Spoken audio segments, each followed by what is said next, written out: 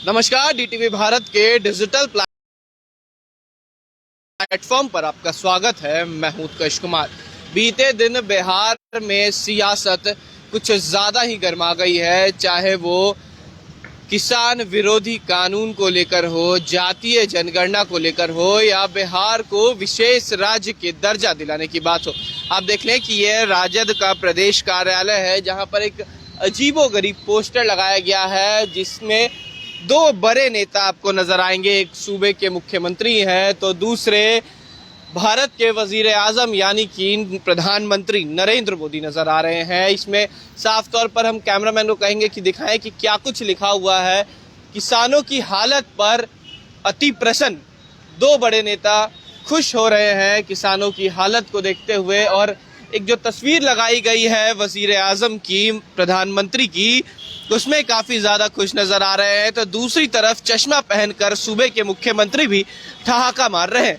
और साथ ही साथ नीचे का तस्वीर जो है वो भी देख लीजिए, आज के कृषि बैलों की जुताई।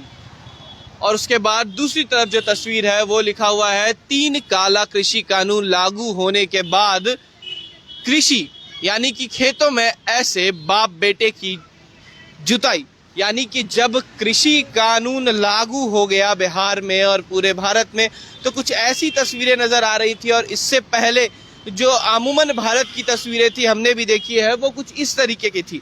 और ऊपर जो हंसने की तस्वीरें लगाई गई हैं राजद के कार्यकर्ताओं द्वारा, वो कहीं ना कहीं जरूर बिहार सरकार और भारत सरकार की नाकामियों को दिखा रहा है। दूसरी तरफ लिखा है मोदी और नीतीश के राज में किसानों का हाल, 3 काला कृषि कानून लागू होने के बाद हम सबों के लिए बेहतर सरकार कब आएगी। राष्ट्रीय जनता दल कला एवं संस्कृति प्रकोष्ठ के द्वारा लगाया गया है। ये उन कृषि या यूं कह ले उन किसानों की ये तस्वीरें हैं जो आमूमन उम्मीद लगाए हुए हैं भारत सरकार से, बिहार सरकार से, कि अगर कृषि कानून बिल आता है तो क्या कुछ होगा। कैसी उदासी भरी जो चेहरे हैं वो यहाँ पे लगाए गए हैं। और ऊपर बैनर के ऊपर जो तस्वीर है वो भारत के वजीर आजम और बिहार के वजीर आजम की तस्वीरें लगाई हुई हैं, जहां पर नए कृषि कानून को लेकर ठहाके मार रहे हैं। और ये अकेली तस्वीर नहीं है, एक ऐसी तस्वीर प्रदेश कार्यालय के दूसरे तरफ भी लगाई गई है, हम वो भी आपको दिखाना चाहेंगे। लेकिन पहले आप ये देख लें कि ये राष्ट्रीय जनता दल का प्रदेश कार्यालय है। बीते दिन नेता प्रतिपक्ष तेजस्वी यादव ने एक पत्र भी लिखा था सीएम नीतीश कुमार को, और बिहार में बाढ़ को लेकर चिंता जताई थी और बताया था कि कई नदियों का संगम अगर एक हो जाए तो बिहार में बाढ़ जैसी स्थिति नहीं होगी, जिसको लेकर पत्र भी लिखा। और केंद्र सरकार यानी कि भारत के वजीर आजम से मिलने की भी बात कही, तमाम डेलीगेशन को ले जाने की बात कही।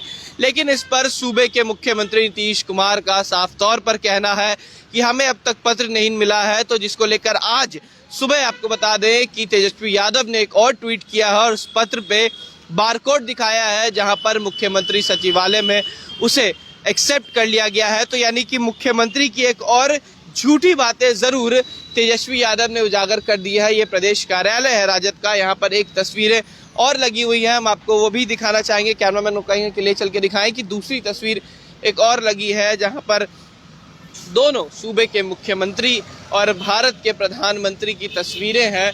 और ये वही तस्वीरें हैं जो प्रदेश कार्यालय के बाहर लगी हुई थी।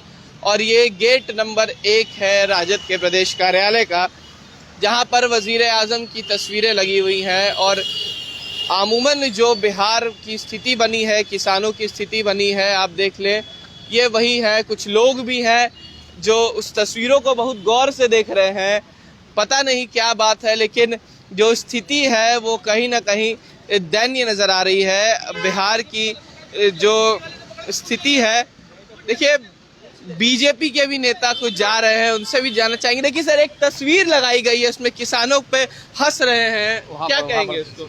वहाँ पर पूछिएगा। नहीं सर, आप यही बता दें कि तस्वीर यहाँ राजद के बाहर लगाई गई है, किसानों पर हंस रहे हैं, मुख्यमंत्री भी है, प्रधानमंत्री भी है, कुछ नहीं कहेंगे? देखिए, जब ये 15 वर्षों तक अपने शासन में थे तो किसानों के लिए क्या किया इनको बताना चाहिए, ये लगाना चाहिए। बिहार की जनता के लिए क्या किया, और जहाँ तक किसानों का सवाल है, किसानों को तो लगातार इन लोगों ने छोड़ दिया उनके हालत पर। किसानों की सुधि लेने वाला नरेंद्र मोदी आया है और नरेंद्र मोदी किसानों की आवाज़ बनने का काम किया। किसानों का दर्द किसान उनके हृदय में बसते हैं। किसानों को देखिए, कोरोना काल में किसान सम्मान निधि देने का काम किया। आप देख रहे होंगे किसानों को लगातार हर एक क्षेत्र में उनके प्रोत्साहन को, उनके मनोबल को बढ़ाने का काम किया जा रहा है।